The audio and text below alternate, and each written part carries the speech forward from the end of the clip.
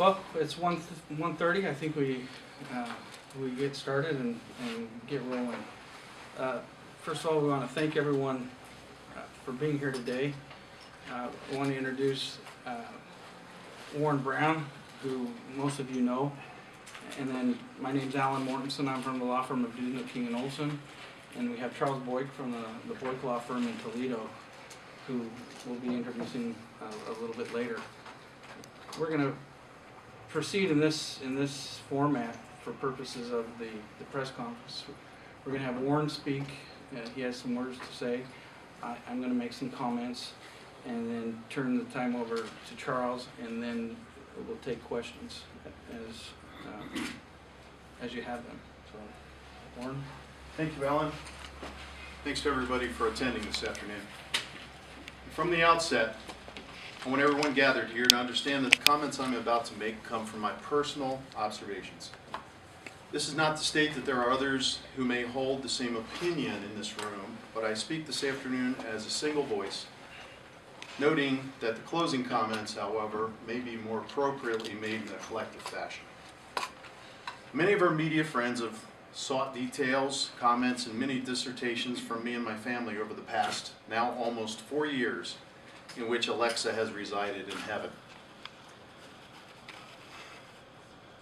You all know, or should know, that Alexa, along with several other young people, bore the life-ending brunt of the effects of the Clyde childhood cancer cluster. Along with these extreme losses, there were many other young persons whose lives were also turned upside down and who now live in fear of on a daily basis, wondering if the cancer that ravaged them will return. I've been on a few occasions reticent to offer much to you, but some happenings in the recent past have given cause for me to evaluate why it is that I possibly, and why it is that we collectively, may have hesitated in making comments and being more vocal. Personally, I've spent many sleepless nights pondering why it was that children developed cancer, and why some of them died here in a community that for all intents and purposes is fairly pristine.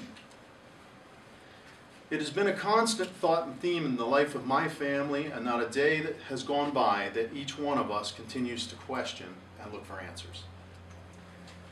The actions over the past 6 years that some have taken on individually, and more recently as a group, have been rooted in science. Our collective group has not entered into this matter lightly. Our hand, though, recently has been forced by several individuals whose motivation appears to be the securing of remuneration and the almighty dollar to assuage the loss they have suffered. They cannot stand before you today and claim that they have their own science backing up the filing of their lawsuit.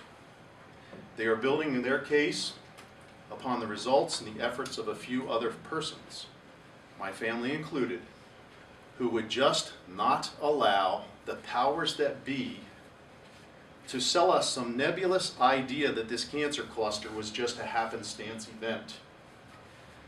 They have filed suit prematurely and opportunistically.